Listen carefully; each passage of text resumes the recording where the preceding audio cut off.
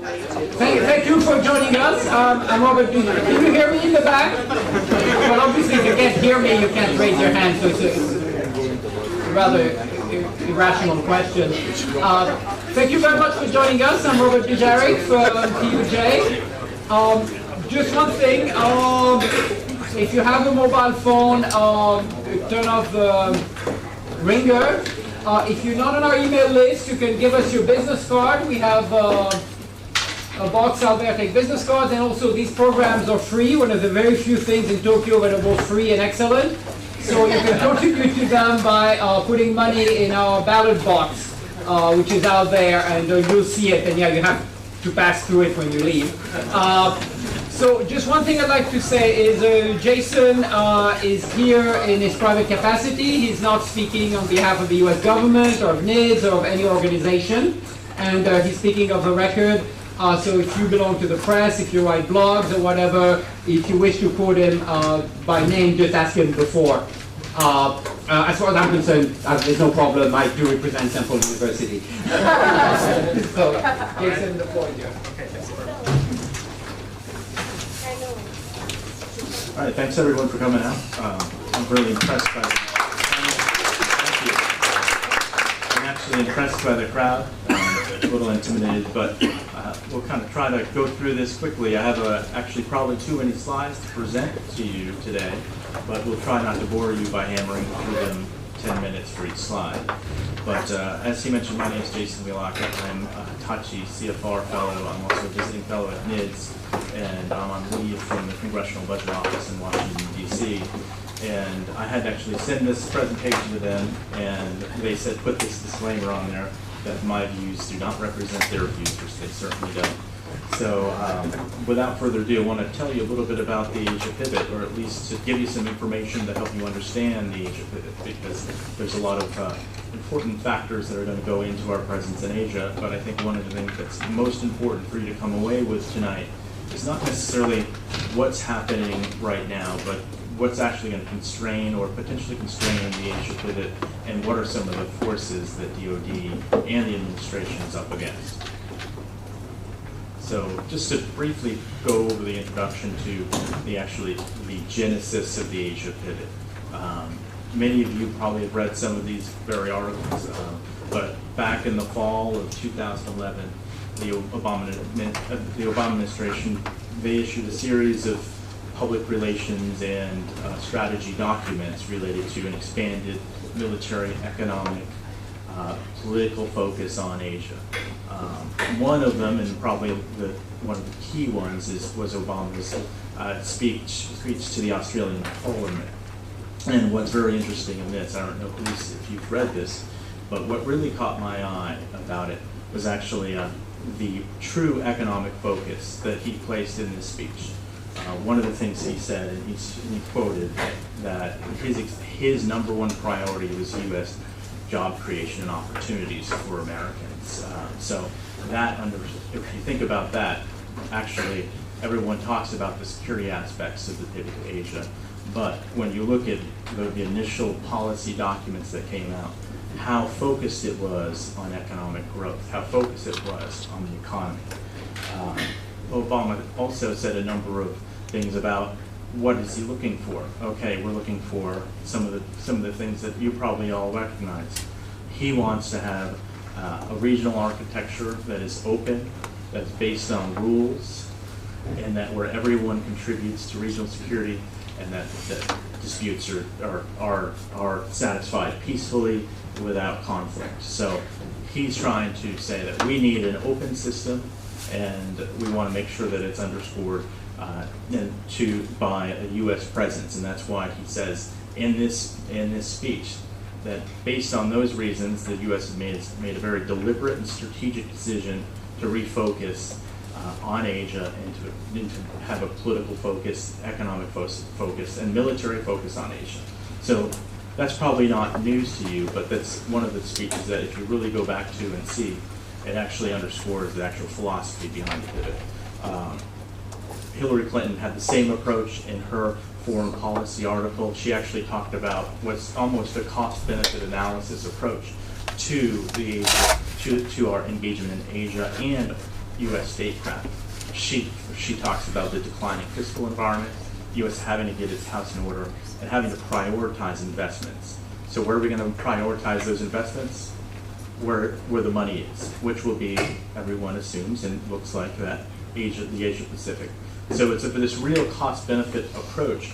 If you read these things, these documents very carefully, it's a real cost-benefit approach that is actually being outlined in the Obama administration's pivot to Asia. We don't have infinite resources. We need to focus our money where it's going to have the most impact. So let's focus on the Asia Pacific.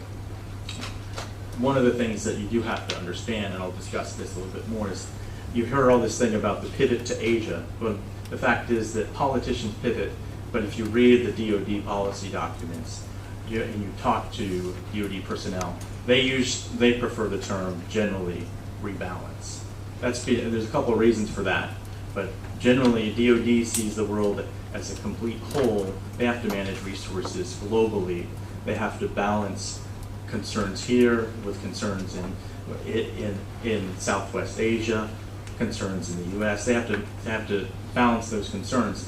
So they use the term rebalance because they have to have a 360-degree view of the world. So one of the things that we discussed, and I don't know, hopefully, I wasn't sure how big this was going to be up here, but the fiscal environment. Working at CBO, I'm very conscious of what's going on with our fiscal environment in the U.S. And that's going to constrain what we can do in Asia and elsewhere, potentially.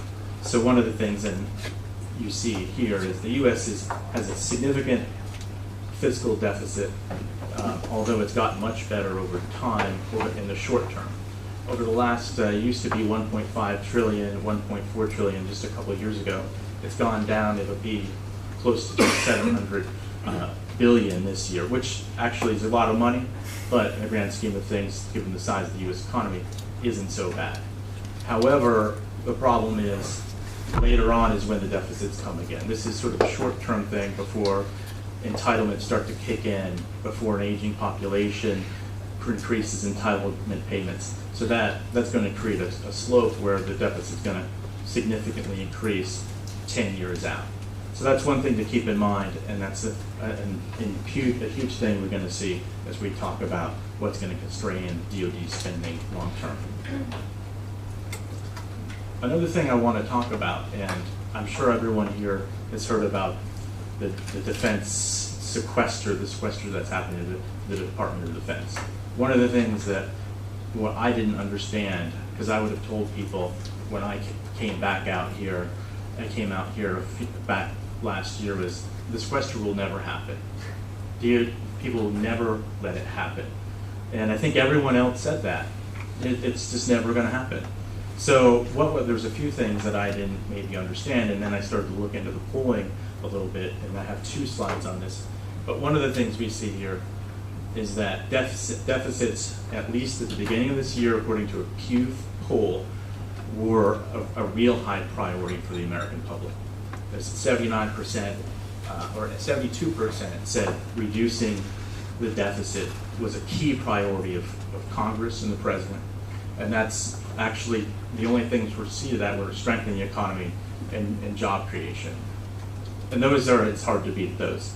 Actually, in this, although I'll have another slide, but one you see down here, strengthening the military came in at just about 41%. So that's one aspect. Just to go through a little bit more of this public opinion angle, what you see here is, of course, on the left-hand side, after 9/11, support for increasing defense spending spikes that's quite reasonable and quite expected. But what you're going to see, If you like, is laser yeah.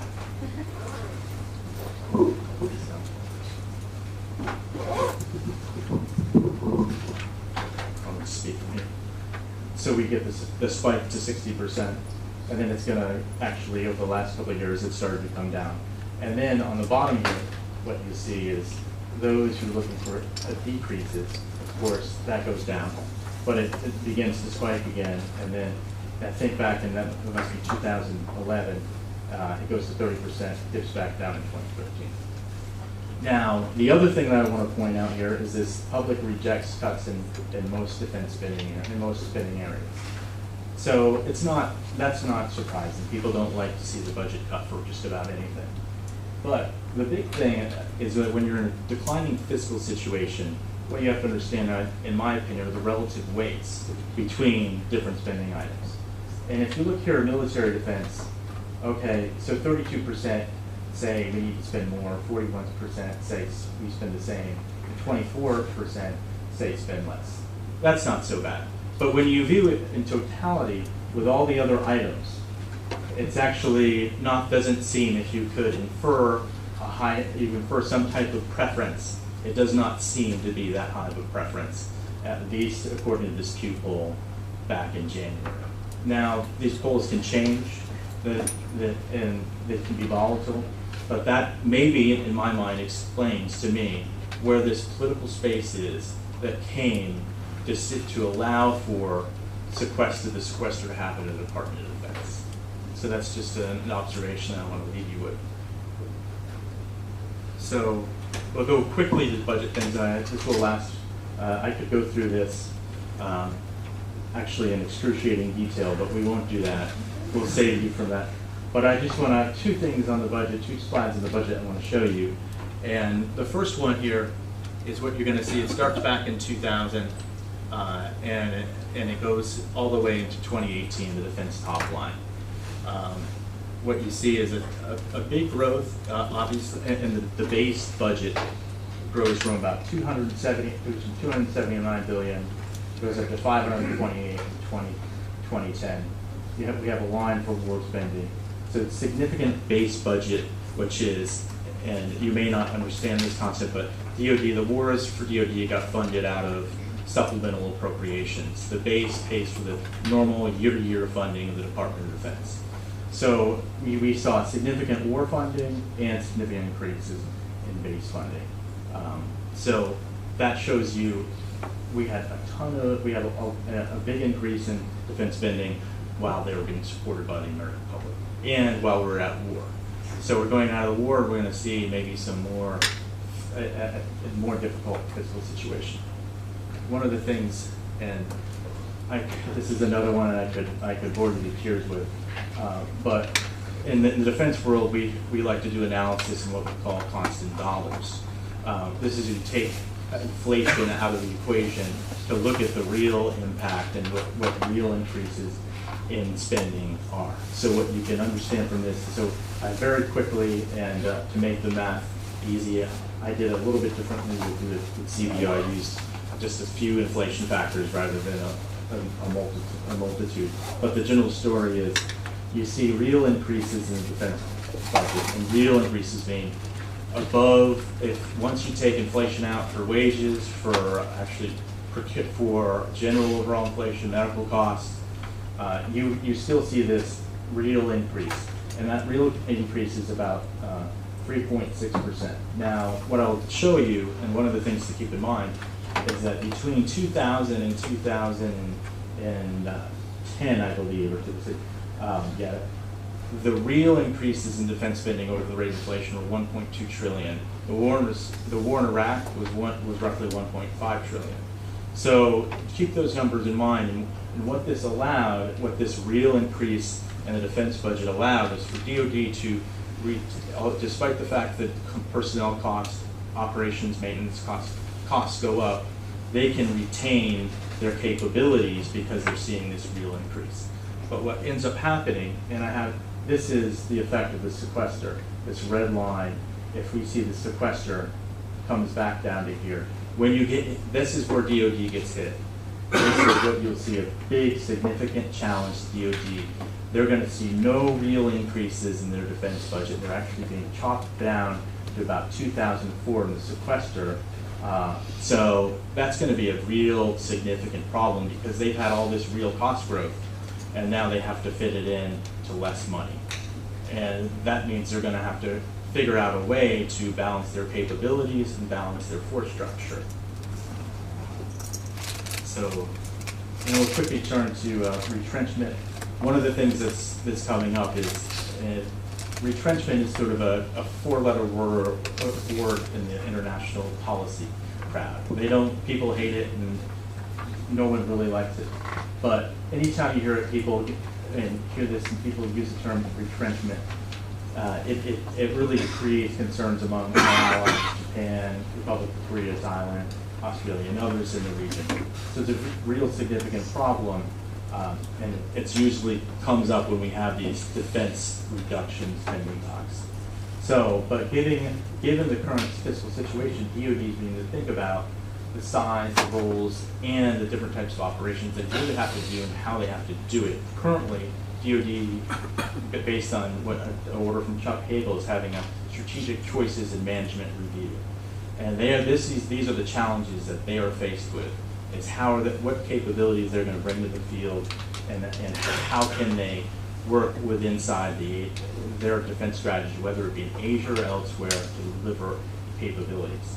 So one of the things, though, everyone doesn't like retrenchment. This is being rebranded to a policy of foreign policy begins at home. And rebranded is probably a little bit strong.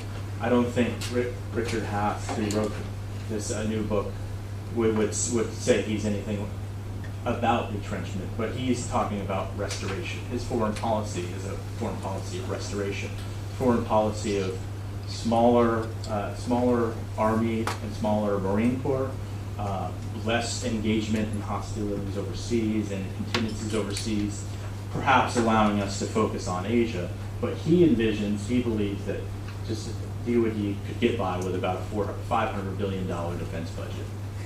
So whether or not that's true, but that's one of the significant things. Okay. So I say all that because I want to talk a little bit about the real kind of sexy stuff, although that's not my expertise, so I probably won't do it very well.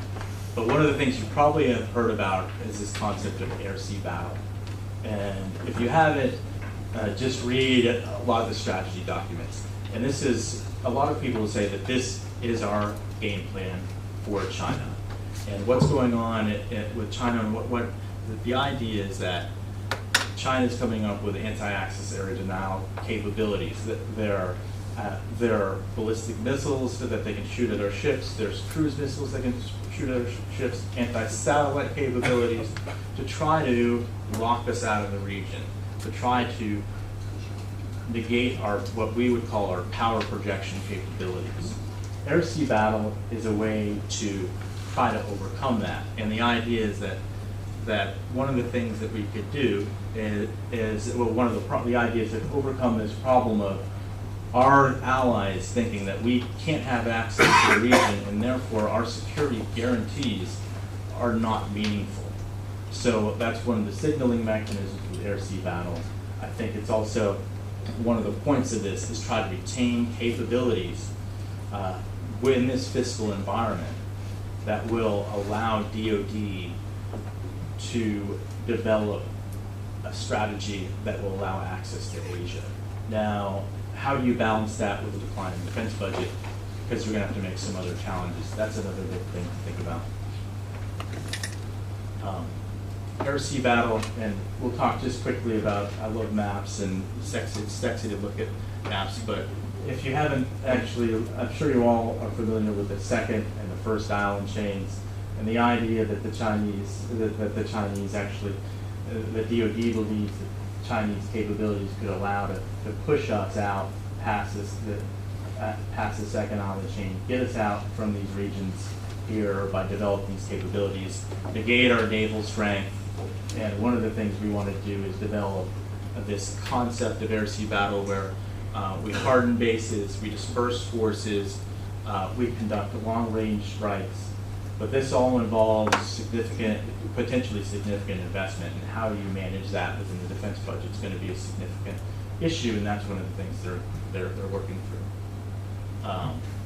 We'll kind of skip through that, but one of the things that I do want to mention, this highlights, I believe, maybe one of the core choices in the declining fiscal environment is that whether or not it's a forward deployed ground forces or whether or not we pull back and we rely on more mobile capabilities through an air-sea battle or whatever it might be. One of the issues going on and you're probably familiar with it, is the U.S. Marine Corps Pacific posture, involving moving folks from Okinawa to Guam, Australia, back to Hawaii.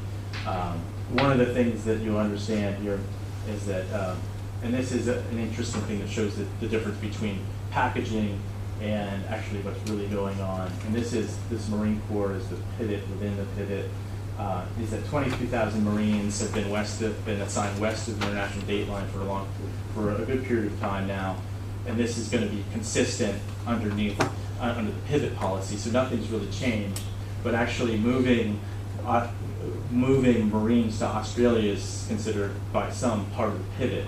So it's not actually bringing any forces into the area in any more significant numbers, but it's maybe a pivot within the pivot, bringing and this is the second pivot, is going from Northeast Asia down into the ASEAN regions and developing more relations with them. So we go to Australia, a little bit more dispersed forces. So that's and this will be the 22,000 Marines going to be based out of. You're going to have a posture of Okinawa about 11,500, Iwakuni 3,000, Guam about 5,000, Australia 2,500. So that's what you're going to see, whereas most of them now are based out of Okinawa and Iwakuni. So I think I've used up most of my time, but I think this is the big thing, and I'll leave you with these final points.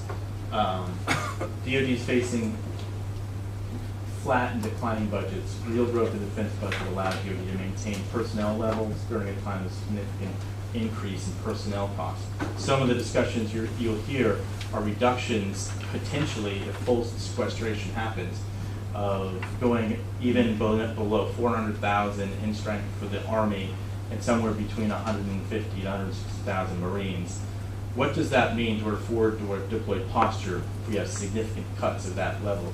Will we man bases in this region if that happens?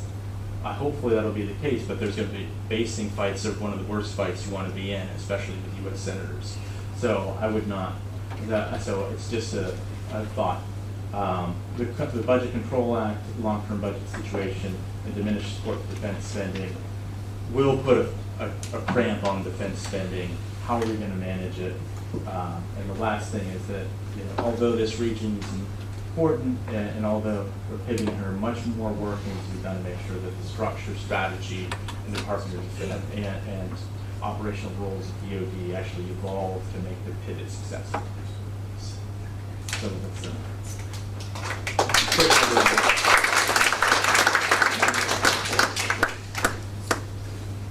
Thank you very much, Jason. Let me. Where is?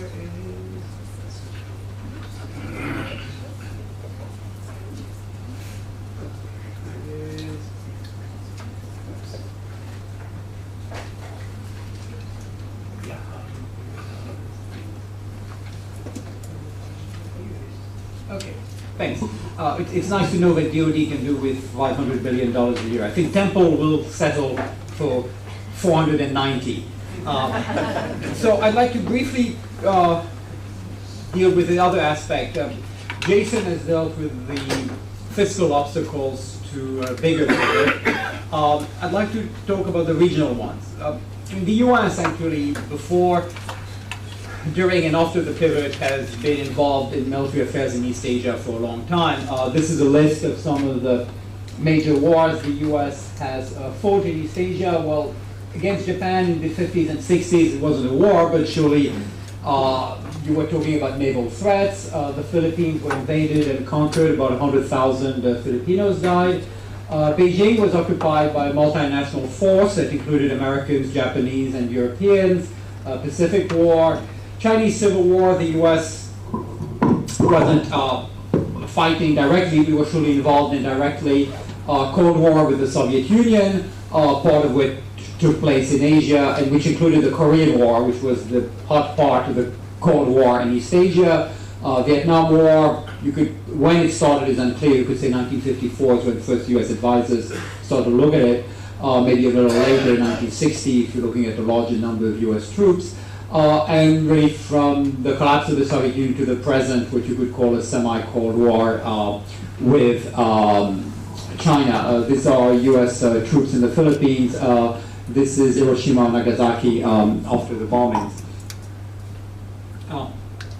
So pivot isn't that new. There's been a US military presence in East Asia, obviously since 1945 and before. And they have been pre-pivot upgrades of the alliances with Japan, with Australia, formally and informally with several Southeast Asian countries, for example, the development of a military relationship with Vietnam and with India. So this process of focusing more on East Asia does not date from the pivot. And I think it's fair to say that since the 1990s, there's been a focus on what is perceived in Washington as a China threat.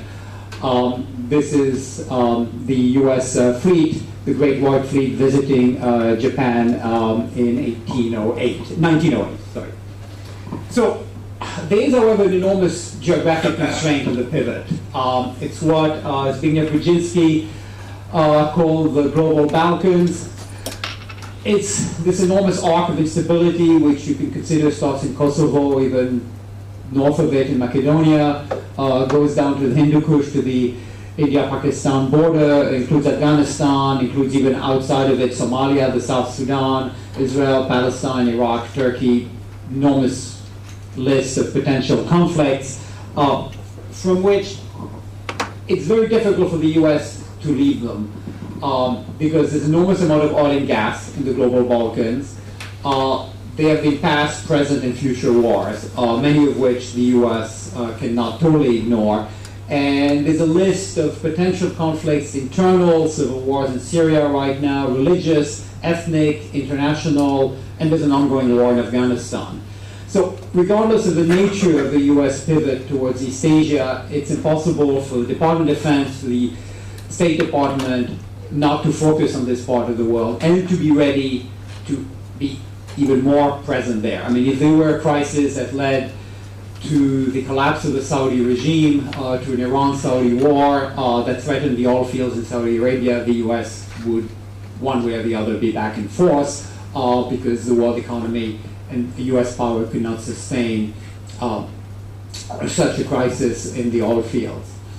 So that's something that kind of acts as a brake to a total pivot to East Asia. So what is the meaning of the pivot? It's essentially, I think, and this is not with the US would say openly, but this is about deterring or planning for war with China. I mean, this is what it's about. North Korea is often mentioned, but North Korea is not sufficiently large, not sufficiently powerful to justify a total refocus of US energies towards the region. So that's what it's about. It's about a potential for potentially a very big war or wars. And as the US considers that East Asia is vital to its role, it's very difficult to imagine the US abandoning the region. And that explains, again, the signals the US has been sending that it wants to be present in the region, partly as a reaction to what the US and some of its allies perceive to be a problematic relationship with China. So that's it. It's not called containment of China, and rightly so. I mean, it makes no sense to worsen the relationship, but this is, I'm sorry, those in the back can't see it. This is a prison guard, and this is a panda behind bars. Be reassured, the panda is not an American prison. Pandas are extremely well treated everywhere they are sent. So that, very briefly, because I want to leave time for Q&A, I think the important message is US can't forget Southwest Asia, even if it wants to, and this pivot is essentially about rethinking dealing with China seen as a potential threat to US interests in the region. So we've got 1 hour for Q&A. We have lots of people, so Jason, you can return to this Q&A. I'm sure more questions will be addressed to you. I'm part of the furniture, so no one's really interested in asking me questions. So speak up, hold your peace forever. We want to reward those who have not backbenched this and are hiding in the back. So we'll first, someone in the front will get to ask the first question, so that the lesson be learned, arrive early and sit in the front. So Sato-san, you're almost in the front. Thank you. My name is Sato. just a Tokyo private citizen, small business owner. This is a great time to raise my question, because President Xi and Mr. Obama met nearly 2 days or 20 hours, and knowing from your lecture the U.S. military budget is flat or shrinking, so I thought these two biggest men would talk about the efficient way to reduce the American military budget. In other words, the peace negotiation on one hand, and particularly I am seeing the Middle East situation, Iraq, where China is increasing the interest in a realistic manner, that only 20 billion US dollars investment, sending 880 Chinese men to the oil field. Now they claim that this is ours. And US 7th Fleet is guarding the oil tanker towards China. So this interest may see to share among these big two guys. I'm thinking about, for the time being, the settlement of the diplomatic solution instead of the military power. What do you think?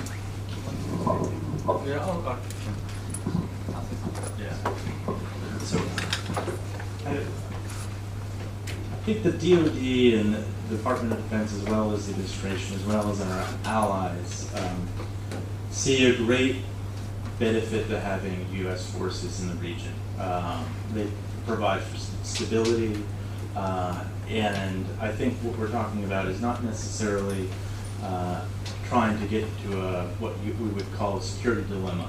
This is what we want to avoid, where either the U.S. or Japan or China increases their defense budget, and then everyone else perceives more of a threat, and everyone else increases their defense budget, and it creates a spiral. So if we could try to find a way out of that type of spiral going on in Asia, that would be great. The problem is a lot of people perceive that's already happening.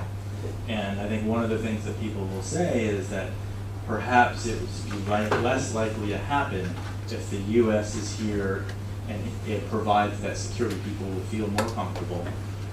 Countries will feel like they have to spend less, and that it'll be more stable. I think that's the idea behind our presence, and I hope that it actually provides that. I think actually the presence of Chinese investment and Chinese workers in Africa, in the Middle East, if you look at it from a purely military point of view, is actually an asset for the US. Because China does not have the military capability to defend its assets outside of China, or maybe the very near abroad. So these create essentially quote-unquote hostages, which are totally vulnerable to US military power. And that's a big challenge, that's a big issue that China faces, because as it engages the world, more and more of its assets, not only physical assets, individual assets, what makes it rich, are located overseas. The Soviet Union was totally autarkic. The only way to really hit the Soviet Union was to attack Soviet territory or Warsaw Pact countries. There are enormous amount of ways in which China can be made to suffer without physically challenging the Chinese mainland. And that, if you think of the history of China, is totally new. It's a situation that has been common, say, for the United Kingdom. I mean, the UK has been an overseas empire for a long time, so the defense of India, the defense of the colonies, that's been something that's worried policymakers in Whitehall for centuries. But this is the first time in Chinese history that suddenly an enemy can do something to you thousands of kilometers, tens of thousands of kilometers from China. It hurts you, but you can't really do something about it. So that has changed the strategic equation considerably. One more. Okay, we said we would finish the back, but still, you raise your hand, so you ask the question. Thank you very much. My name is Kazumi Funahashi. I work independently. I have two questions. One is about North Korea. What is really going on? Japan just sent its own envoy. South Korea seems to be opening its own channel of conversation, and the U.S. is sending Dennis Rodman to North Korea. So I was wondering, it seems to be there's no coordination or coherent actions among the allies. The other question is about it's what U.S. really wants Japan to do. There's on the one hand, there's conversation about that Japan should build up its own military capability. There's discussion about collective self-defense, so to speak, so on and so forth. And on the other hand, there's worries about all Japan tilting to right wing. If you read New York Times or Washington Post, there's a lot of article about it. So if I can get your perspective, we appreciate it. Thank you. Maybe Robert and I will double team this. I'll take the second one. I'll let him lead on the first one. But with regard to what the U.S. is looking for Japan to do, and I think you raise a really interesting point, because I think the U.S. sometimes talks out of both sides of its mouth with regard to the buildup of Japanese capabilities. I think many times you always hear, we need Japan to do more, we need Japan to do more, we need Japan to do more. And then when they they haven't done it, but when they start talking about certain capabilities, or you see that, everyone's, oh, hold on for a second, we don't want you to upset China. I mean, and that happened, there's some things in the paper about that. I think that we need to I think we do talk out of both sides of the mouth, maybe for legitimate reasons. But I think the other thing with the development of the capability is whether or not we want them to develop, we want Japan to develop a capability that is just not something that serves our own interests. So right now, and I think it works in the U.S.'s favor, they assist us in lots of areas regarding command and control issues, but they don't have a lot of capabilities outside of that we actually rely on. We're trying to build that up right now. One of the things that's actually starting today, there's an exercise in California, Dawn Blitz, where self-defense forces, for the first time, actually Marine self-defense forces and Army and ground self-defense forces will be practicing what they call joint fires, where actually you're going to have different tasking calls for fires happen between both self-defense forces. And I think that's a key thing, a key evolution. And if they can get this right, and once they move in that, I would like to see personally Japan take a larger role in providing, actually exporting security in the region and allowing the U.S. to maybe array its forces around Japanese forces. And this, I think, is the vision of some of the Marine Corps folks. That would be a way that we could have a little bit broader coverage. And I think that's what actually Chairman Dempsey came and he talked about, wanting to, rather than stack capabilities, which is what happens lots of times, you have redundant capabilities, and we stack them with the Japanese, is to actually spread them out and allow that to be a little bit more of a better use of scarce defense resources in the area. As for North Korea, well, it seems that Dennis Rodman's peace mission so far did not succeed. In the end, Japan is relatively marginal in this picture.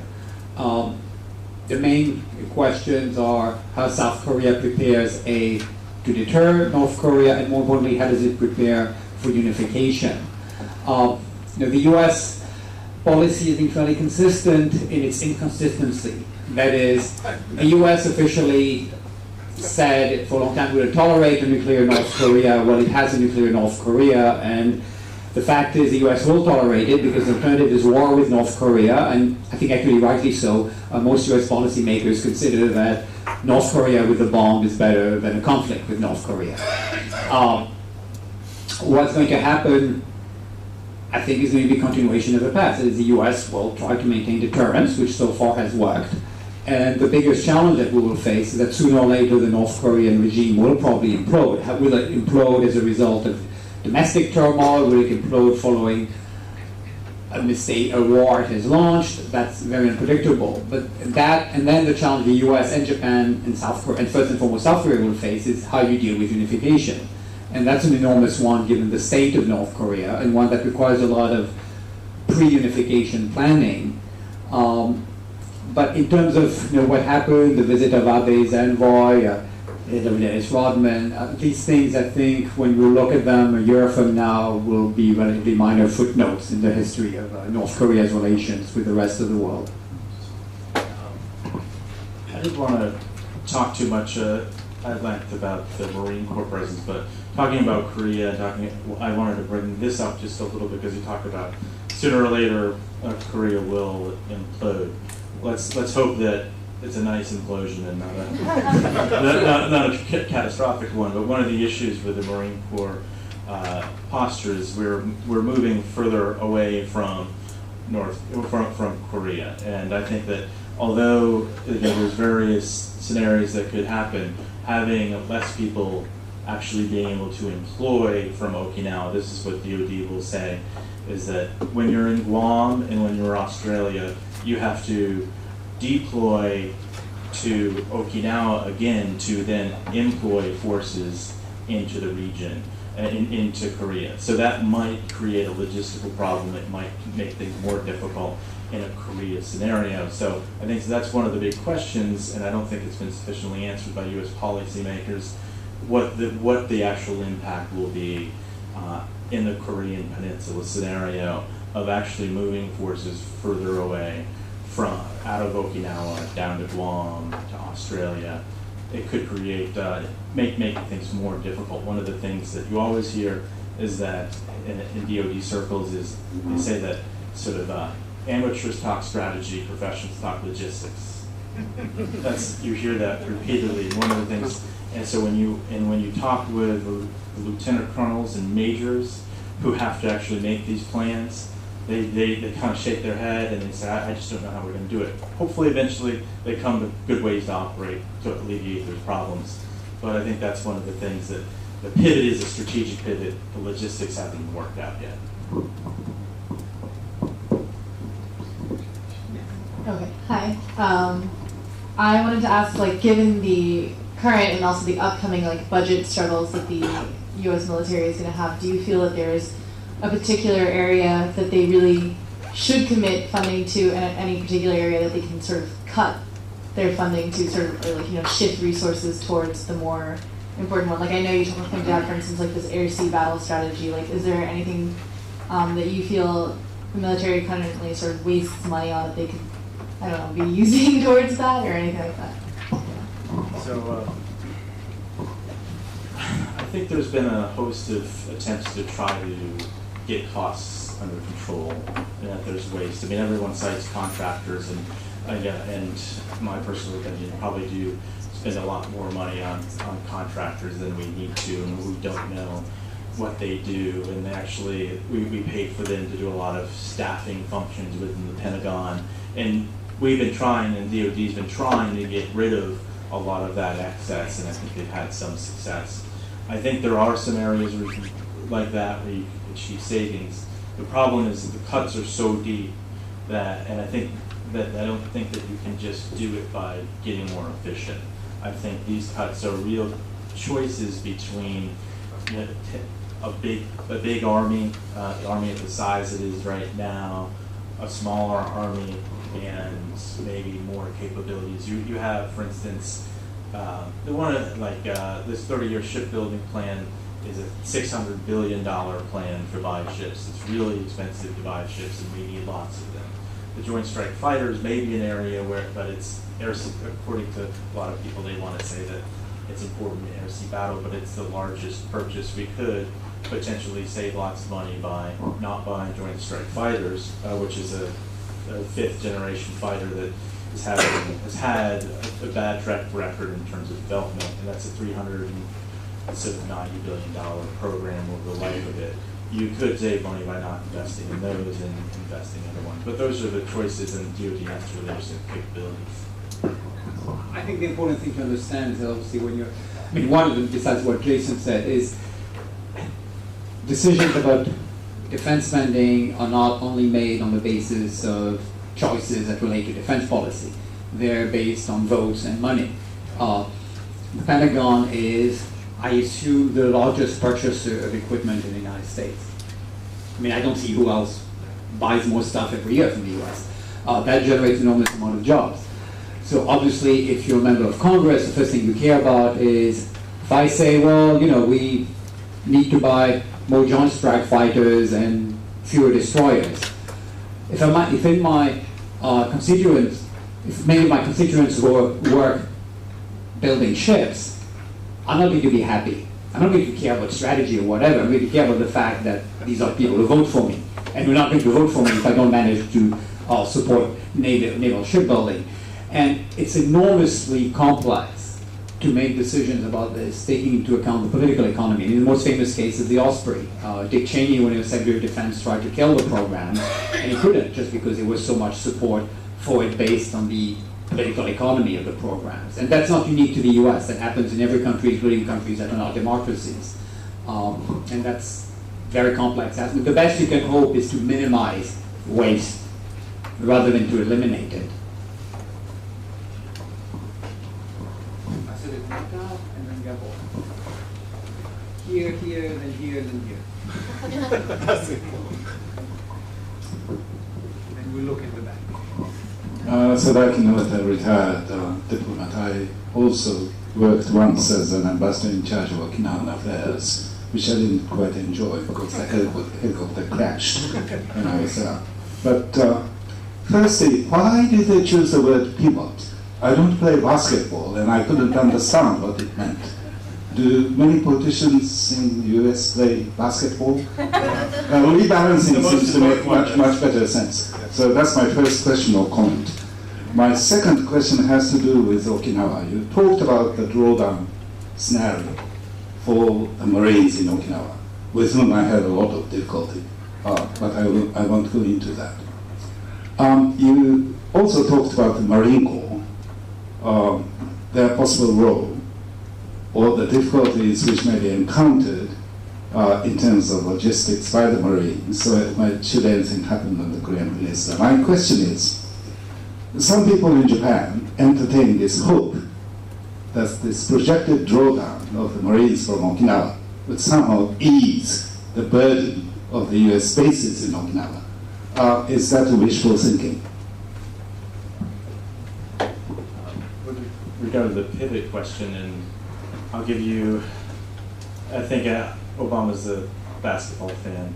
The story is that he really liked that, and Clinton really, and Clinton said, people asked Clinton, why do you use it? She said, I use it because Obama likes it. Nobody thought about how to translate that into Japanese. But one of the things that I think, actually there was a visiting person at Boei Kinkyujo at NIDS, and his point was, and I don't know if I agree with this, but that if you think about the pivot and you think about, and so you can see Robert's Southwest Asia, and we're going to be getting out of Iraq and sort of over here. You're actually Asia, and I don't want you guys to look at him, so I'm going to pivot. And now, if I'm the president, what's everyone looking at? They're looking at Asia, not what I'm leaving behind in Southwest Asia. The pivot happened, the launch of the pivot, actually about 2 weeks before the final troops came out of Iraq. I'm not sure if that's just a coincidence, but that's some of the things that people do point to, that the pivot is trying to actually garners people's attention away from other difficulties, and especially it came at a political time that might have been sensitive. With regard to Okinawa, I think I visited for a week. A lot of people, I guess the feeling is that people say that once you get rid of this sort of overhanging problem of the Fitton replacement facility, move the Marines north in the island, that will be sufficient to solve the problem. And that although people might have concerns with noise at Kadena, which is the large Air Force base there, and they may not like it, they recognize that it's been used in every war over since that we've had that's been in the region for a long period of time, and it's strategically vital for Japanese interests. So I think people think that is the case, but I'm not necessarily convinced. But I have only been there for a week, so I'd like to get your view on that. I think your view. A few more weeks. I think your view is probably more important than mine, and more informed than mine. Got more, and then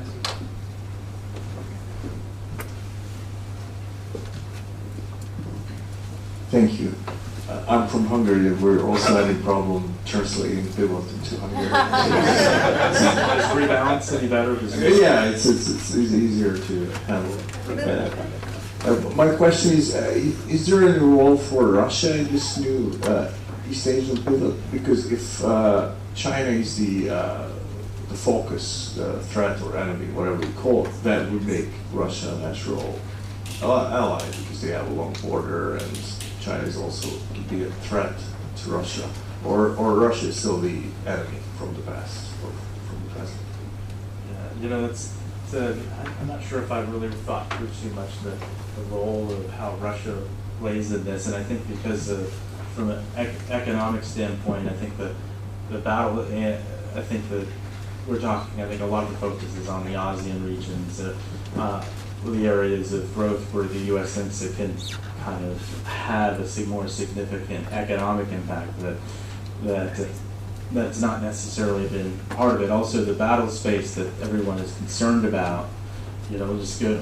It's not up here, but if you look, it's all the maritime straits. It's the Straits of Malacca. You have the key choke points, and that's where I think all the focus is on those maritime littorals. I don't think that's why there's not really been that much focus and discussion about the role that Russia would play. And I don't think anyone actually expects a real shooting war. Maybe it could happen, but I think at least a lot of people would say we don't think that there's going to be a shooting war.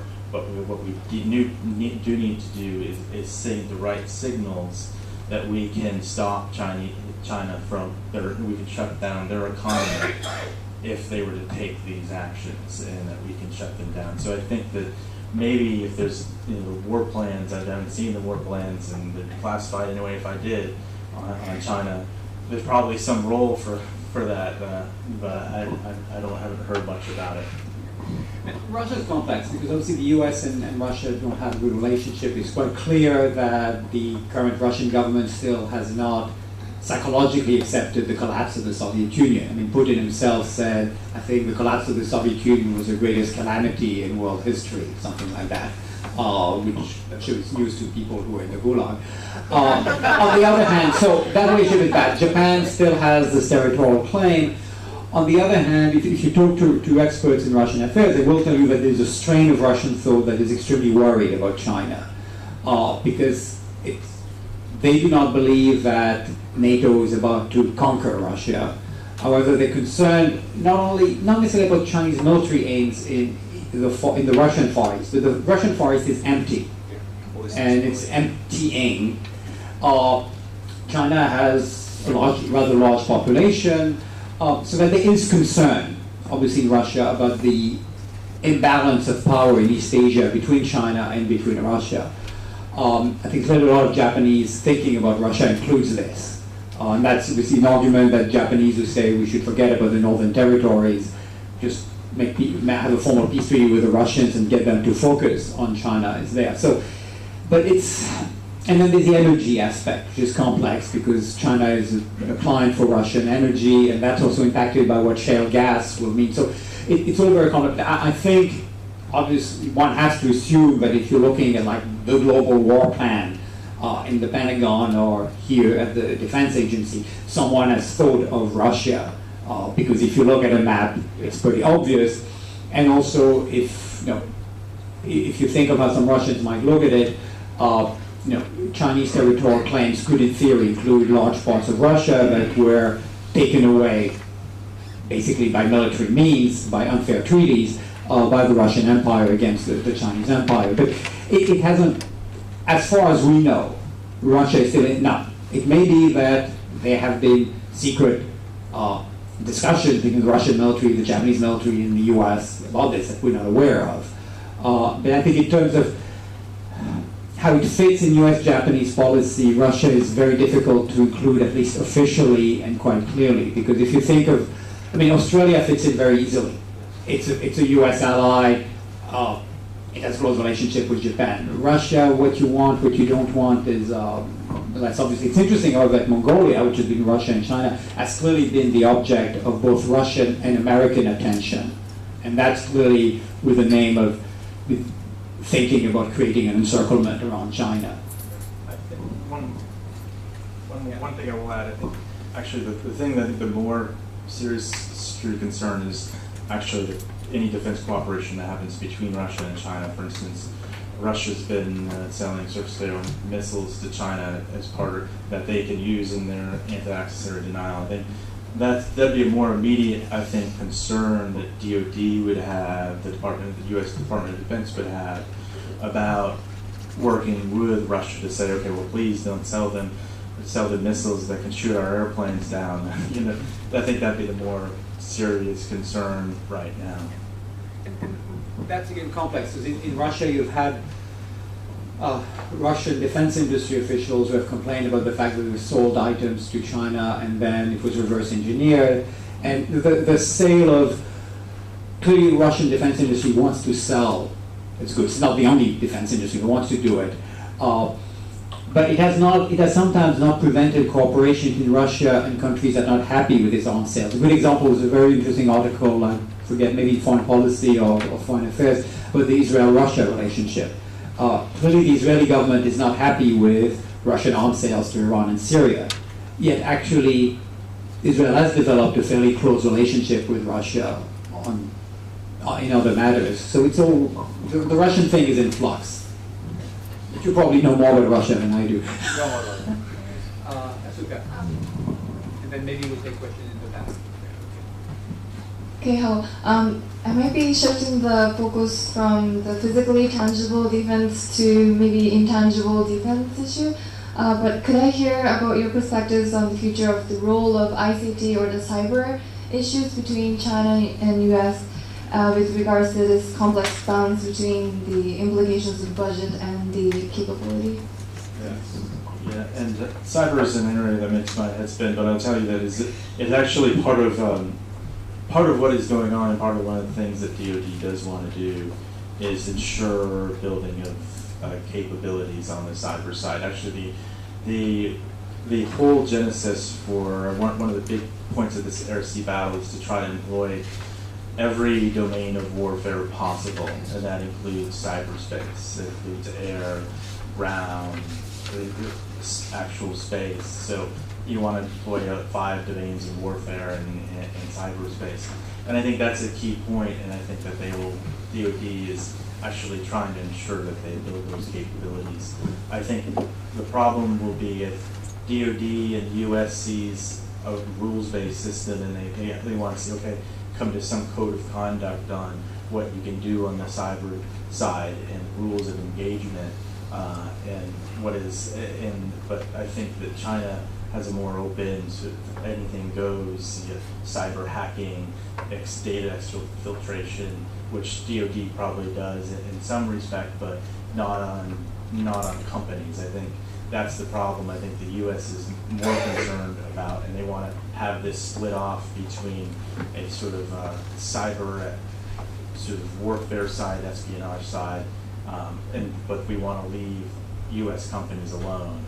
Whereas I think China doesn't think in that realm. They don't try to divide, in my mind, they don't divide the economic, the private sector from the public sector, and they see U.S. companies as fair game as much as the U.S. DoD, and even though maybe everyone's agreeing that, okay, we're going to have some fights, but okay, there's a code of conduct. I think U.S. would like to see them not involved in cyber on the private sector side. It's very difficult to know, because obviously if you think of signals intelligence, one of the ancestors of cyber warfare, there still are documents in US and UK archives from the 1940s that are classified. So there's a lot we don't know. Secondly, in terms of cyber theft, the economic side, it's again difficult to know, because companies that are victims of cyber theft, whether it's domestic or international, tend not to speak up. Because if you're a big business, let's say you're a bank, and some cyber criminal manages to steal $1 million from you, you would rather lose that million rather than publicly go to court trying to look for the guilty person. Because if you're a bank, $1 million for a big bank isn't much. But how does it look to the public? Suddenly I say, hi, by the way, your money is unsafe because anybody can steal it. So a lot of businesses do not complain when they're victims. And then a lot of the articles written about it are written by consultants who specialize in cybersecurity. You obviously do have an incentive in telling you you need cybersecurity. Now, I'm not saying there's not a massive amount of cyber theft going on, but it's very difficult to even estimate the extent of it, the extent of the problem, how much comes from regular criminals, state actors, people who are in between. The consensus seems to be that there's a lot of it, but I'd be very careful about actually passing judgment on this, because so much of this is not in the public domain. In the back, are there any questions in the back? We don't want to totally discriminate against the back. We know there are very smart people in the back too, so raise your hand if you have a question in the back. Okay, now well, still the front gets the priority. Hi, Gary McCaskey, United States Marine Corps. I just have a question towards the first speaker here today. You touched on the subject about the budget of the base funding, and how it's increased during the war. I was wondering if you can maybe give me a better explanation of at least what does it mean for the economy itself, like as it to you just only touched on talking about well, it's increased, but you didn't really continue to finish that. I think you kind of rushed a little bit with the information that you have and the time that you have. So are you interested in more what's caused the increases? Or, sorry. So more where the increases are coming from, or the economic impact and The economic impact of it. Yeah, I think that regionally and in certain areas, the economic impact is huge. I think, and I think if you go to certain places in the South, and you go to places in Washington D.C. and Connecticut, any place where there's weapons manufacturers, you see a real regional impact. I think, and it's without a doubt. I think one of the things you have to understand, though, is that the U.S. economy, I think, is so large that that I think there'll be an impact, but there's lots of things and lots of churn that goes on. For instance, the sequester hasn't been noticeable yet. It seems like it might slow growth, but hasn't been a huge hit. For instance, the stimulus that took place back in 2009 was a $900 billion stimulus, and many analysts said, oh, it's just too small to move the U.S. economy. So now we're talking about cuts of $55 billion a year. It's going to have some impact, but whether or not, as the economy comes back, it's really going to curtail growth, I'm not sure. It's a little bit beyond my expertise, but those are just some casual observations. I think regionally it'll have a big impact, but I think that there's lots of other variables that have come into play, and I think U.S. housing coming back is going to have a much more impact, a bigger impact than anything to do with DoD, at least from a global standpoint.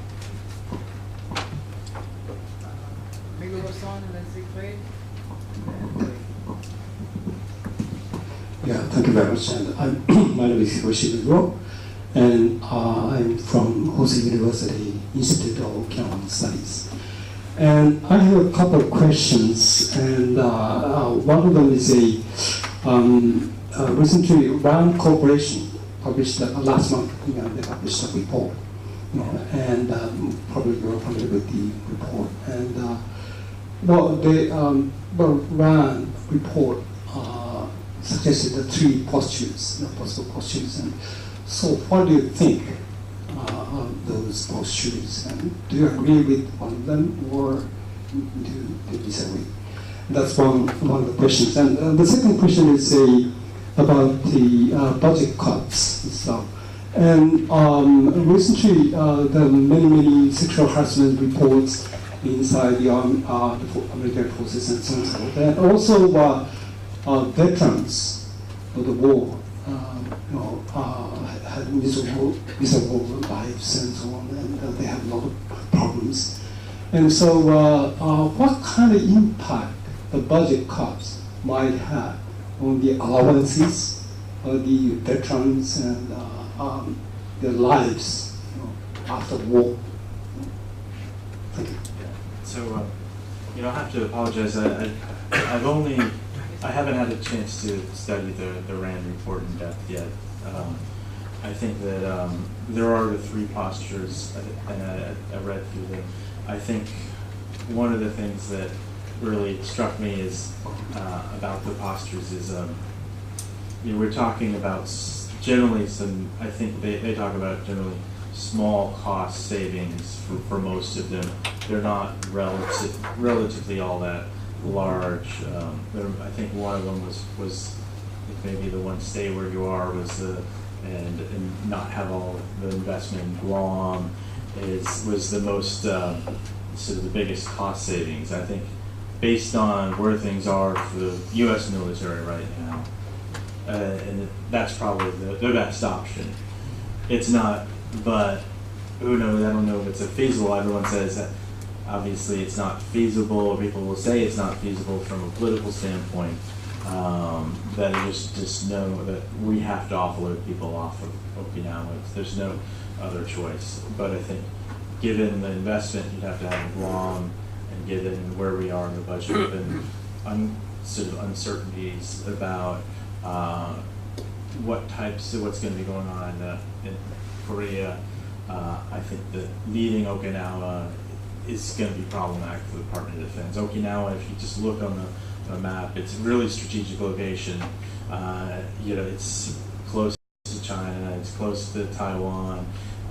It's not actually all that far from the Philippines. So it's very close, and I think that would be if they have the druthers where they would be, and I think it'd make a lot of sense in the short term while everything works out to hopefully sustain that.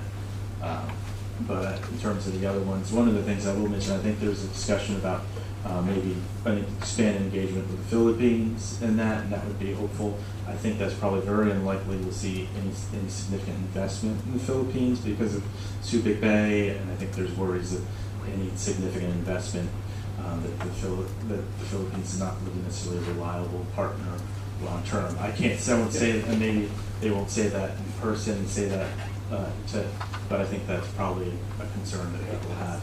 So I don't think that anything more than some type of rotation to the Philippines of a small number of Marines, I think that's probably the only thing you see there. With regard to the effect on veterans, I should look at more at the veterans budget than I do. I'm not a veterans budget analyst. I think long term, one of the problems I think that they were going to if you look at the public polls, the highest priority for spending was on veterans. I think in the short term, spending on veterans is going to be a big deal. And I think that we retain that spending. I think the problem is 5 years from now, once we're out of Iraq or once we're out of Afghanistan, what happens then, and what are those challenges? I think there are going to be some items that might eventually come on the chopping block. One of the things that's a very good benefit, but there's a expanded Montgomery GI Bill benefit that costs $10 billion a year, and it's I think that's a benefit that came during the height of the Iraq War. I think a lot of people think it's very expensive in different policy circles, and that once you're out of actually Afghanistan, that might be an area that people will try to get costs under control. But hopefully we'll be able to continue to fund our veterans. I think that's the key priority, and I think that's one of the things you read in any policy budget document, supporting our families, supporting our troops, and helping veterans is one of the biggest things you read. Siegfried Middle, freelancer from Germany. You said that the American government is in favor of a greater role of the Japanese army in the region. What I read is that President Obama liked it if Prime Minister Noda changed the constitution in favor of for a greater role in East Asia of the Japanese army, but doesn't like it if now Prime Minister Abe will change the constitution because this would increase the tension with China. So, what do you think about differences in this thinking about if Noda changed the constitution and now Abe thinks about it?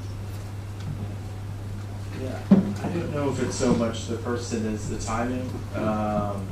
I think given this, I think this and Kaku's are obviously a big flare-up.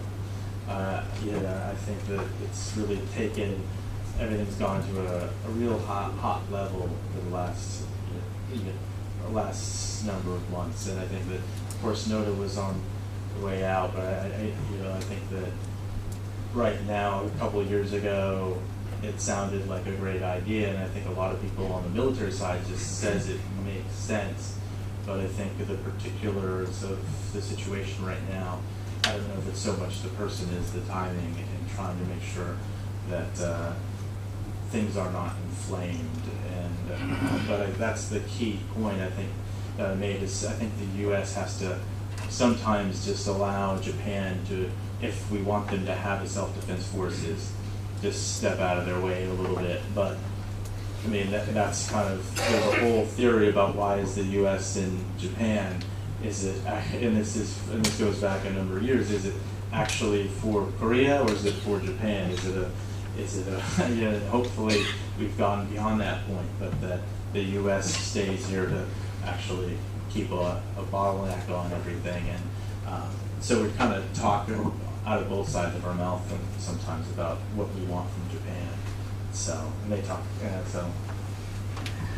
I think the changing constitution is like the Loch Ness monster. It appears and then disappears. It's been an issue in Japan since the constitution. Well, actually, technically it's not a new constitution, it's an amendment to the Meiji constitution, but it's generally considered to be a new constitution.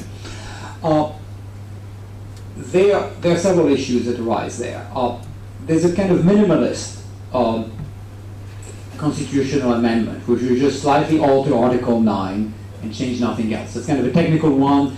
That's one that's neither conservative nor liberal, that you could say that just aims at quote-unquote solving a problem. Then there's a much more conservative approach to it, which is not only altering Article 9, but making the emperor head of state, which wouldn't change anything in terms of his role, but symbolically would have an importance. Pointing out that you should not use your rights against the public order, and that's really part of the conservative movement that considers the constitution an insult to Japan because it was imposed by foreigners, which it was. The challenge from the point of view not only of US policymakers, but of Japanese policymakers, and I'm not, besides dealing with the internal Japanese aspect of changing constitution, is how does it appear in Asia? Clearly, it's not only the impact on China would be very negative in terms of Chinese public opinion, but in South Korea. Especially because in the case of Abe, it comes from a prime minister who we all know in his heart doesn't believe that the sex slaves were anything but willing comfort women, whose views of history that are very different from those of the Korean public. And also, if you're US or Japanese policymakers, you think about China after the Communist Party. I mean, after the Communist Party, there will be Chinese people, still more than 1 billion, and you don't want to have a post-communist China with a population that considers that Japan is an enemy of the Chinese nation. So that's an issue. The other thing is that actually, I think if the current constitution does not prevent Japan from doing anything, it does not prevent Japan from spending 50% of GDP on defense if it wants to. The cabinet once pointed out, I think it was Prime Minister Ikeda, that the Constitution is not incompatible with possessing nuclear weapons. It does not preclude Japan from participating in military operations overseas, as it has actually already done, I mean, small ones. And this issue of collective self-defense is, I think, one that is very interesting from a theological point of view, but has nothing to do with reality. Because the question that's always raised is, what happens if a North Korean missile is fired against the United States and a Japanese anti-missile system cannot shoot it because a Japanese law says that only Japan can be defended? Or what happens if an enemy submarine is about to fire a torpedo at a US aircraft carrier, a Japanese anti-submarine warfare aircraft or ship cannot sink it because it can only defend Japan? The truth is it's a non-issue.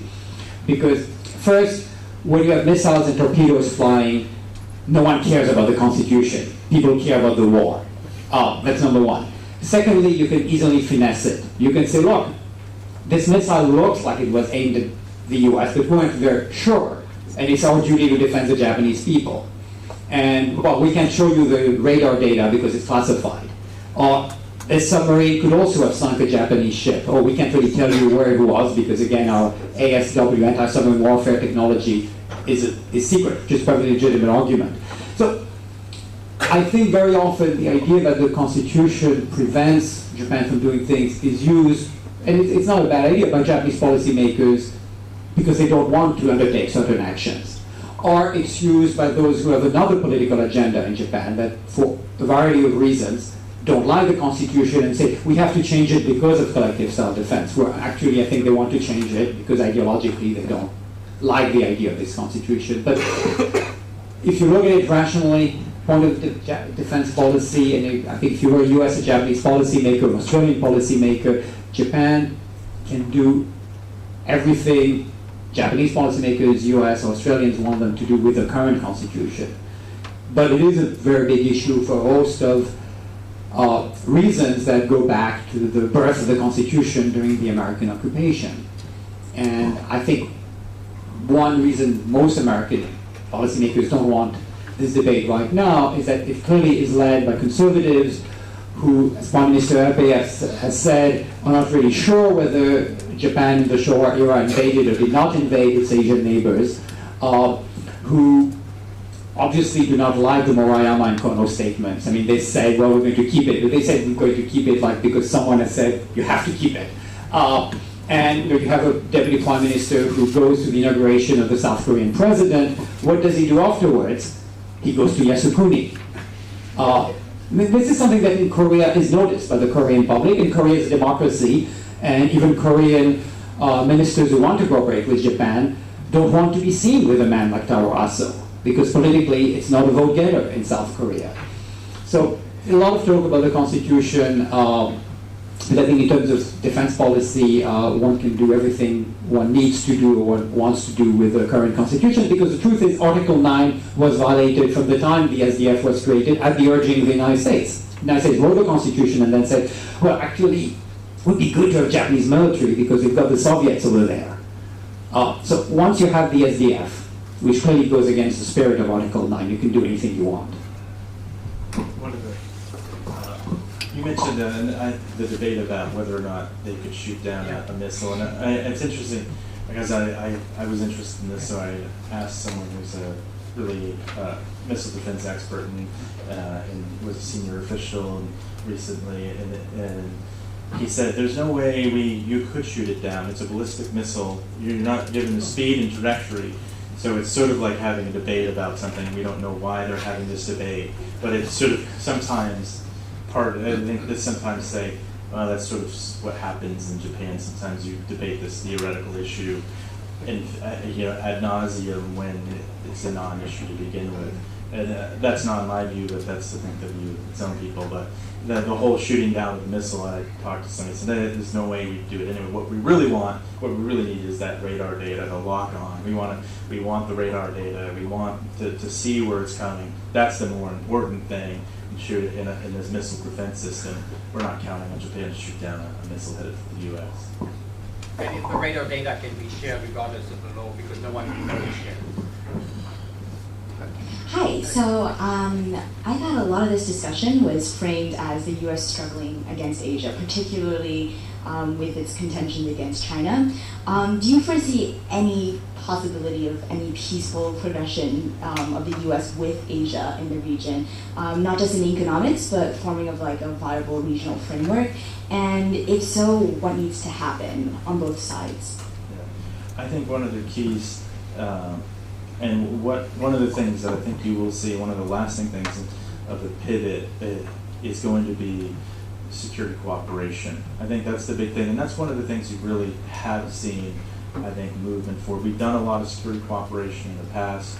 It's just ramping up. The Marine Corps does a huge amount of security cooperation in the ASEAN countries. They do with the 3rd Marine Expeditionary Force based down in Okinawa does about 84 or maybe 85 or so engagements a year with countries in Asia.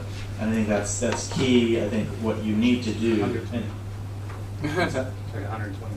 120. Was that all of? I'm talking about the MEF, but just the MEF. Oh, just MEF. Just the MEF. I think it's probably more when you consider first MEF and all of Marine Corps. Yeah, 120 the Marine Corps. So yeah, it's a huge amount, and I think that's one of the things. It's one of the challenges, and one of the things that I'm looking at is trying to understand. The Marine Corps operates in a very interesting space. When you talk about air sea battle, you're talking about very high-end cosmic warfare. And what the problem is that that gets big very quickly. You talk to modelers, it gets big very quickly. So you want to stay away from that. How do you? So one of the reasons why, and I think maybe the Marines, the Army, and even the Navy. That's one of the reasons why you're seeing the Navy base ships, these LCS ships, in Singapore to work with the ASEAN countries. And I think that can develop a regional security framework. I think the key is to see China as having a role in that and getting them to have that sort of buy into it, and then we can all have it'll be Shangri-La. We'll just fight the pirates, and we'll all start making money, and it'll be good for the world economy. I think it's difficult to answer this question because it's very easy to predict where the United States and Japan will be in 10, even 20 years. They'll be advanced, mature, liberal democracies. It's very difficult to predict what China will be in 5 or 10 years. We have no idea whether the Communist Party will still be in power. We have no idea what type of policies it will have. It could be all over. It could be a state that is destabilized at home. It could be a state that has regenerated itself along different lines. So the future of China, even like 6 months ahead, is very hard to predict. So you can easily write a very negative scenario based on what's happened in the past few years, where at one point Chinese actions will have been considered by the US to have crossed the red line, and this will lead to a military clash. You could write a scenario where there will be tension as there was in the Cold War, but there won't be any hot war. You can write a scenario where in 5 years Beijing and Washington will be the best of friends because it will have been some sort of regime change in China. But again, we also don't know what the regime change will be. I mean, a post-Communist Party China could be either a state that has better relations with the US and Japan, or a state that has worse relations. That's also totally unpredictable. So unfortunately, I mean, in the long run, I mean, it's sad to say, I think if you like history, you never lose your bet if you bet on war. I mean, that's what human history is about, sadly. But in the long run, as Keynes said, we're all dead. So in the next 10, 20, or 50 years, well, you're very young, so let's look at the next 100 years for you. There will still be 100 years of peace. Questions? It's a very, very quiet back. Okay, Andrew? I have the next question. Okay, you have the next question. Okay. It should be quick. Thank you. My name is Drake. I'm a student at TUJ. You mentioned the Sekipaku Dayo Island dispute. Is that a pretty big regional problem for East Asia? And what would the U.S.'s role be in any kind of dispute for that particular Sekipaku Dayo Island dispute? Would it just go off of public opinion? Or how would the U.S. strategize that? Thank you. Yeah, that's a very tough question about what the U.S. role on it is, and I think they're hedging their bets in some respects. I think one of the things you're seeing is trying to say that they fall under the peace, they fall under the security treaty, and therefore we will provide some level of support. I think one of the things you're seeing with the Japanese, and one of the reasons why they're developing certain capabilities, for instance, they're developing an amphibious capability, is not to have to rely on the U.S. going in and taking, I think, the folks off the island. I think the scenario that really people plan around is a small party of what I think the Japanese would refer to as Chinese activists, sort of going on the islands and demonstrating there. And how do you get them off? I think I do not envision the U.S. taking a role of actually conducting that operation. I think that's why the Japanese are developing some of these capabilities to be able to do this. That's why they're at Don Blitz right now, trying to figure that out. In terms of, I think, how big it is right now, I think it's a huge deal for the U.S. and China and Japan. I think, how do we get it resolved? Hopefully everyone will, I mean, maybe we can just say, let's table it again for another 20 years. But then who knows who's going to bring it up.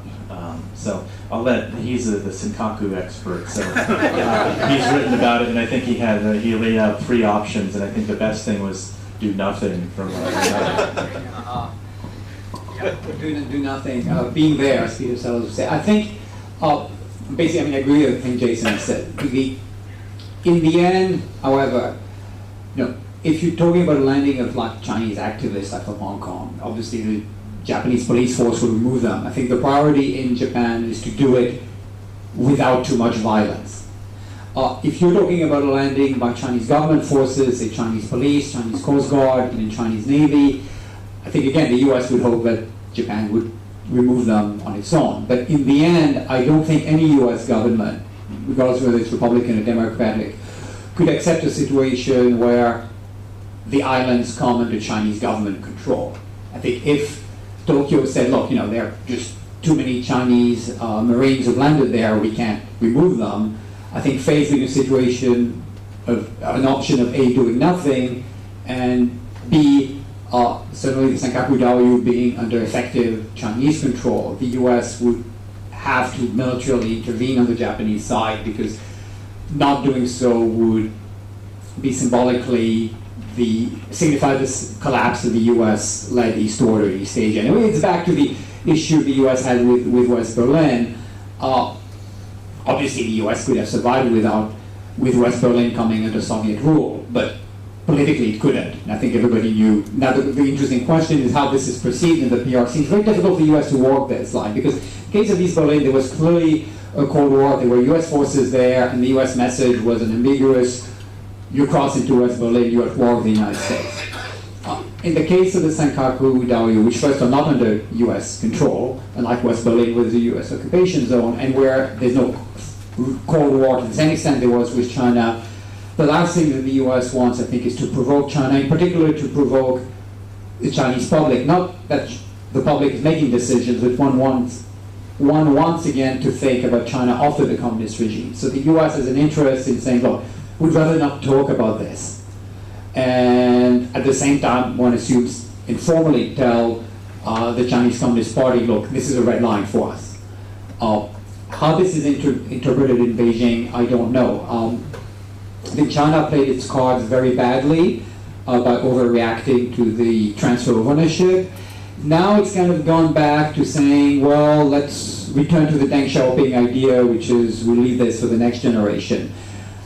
I think unfortunately for itself, the Japanese government has fallen into a trap. Rather than say, okay, let's forget about it, it's re-emphasized, this is Japanese territory, there's no dispute. And a lot of Japanese officials seem to have had an attitude of, if you're not with us, you're against us. And in discussions with foreign governments, they've said, well, you have to recognize this Japanese. The truth is, the only government that matters for China in this issue is the US. What other countries think of the Senkakus, I mean, this China obviously has absolutely no impact on Japanese security. And no government, including governments that are pro-US, pro-Japan, wants to openly take side against China over this. It makes absolutely no sense. But I was struck in meetings I've had, again, with people who represent Japanese government directly or indirectly, how much they're trying to lay it on in a way that I think is a disservice to Japan's goal, which is to hope that this goes away and, in 30 years there'll be other problems, so one can forget about it. We've unfortunately reached the end of our witching hour, especially we have a very large room, which means we actually need to restructure the room because there are students who are coming tomorrow morning. So I'd like to thank Jason. Thank you very much.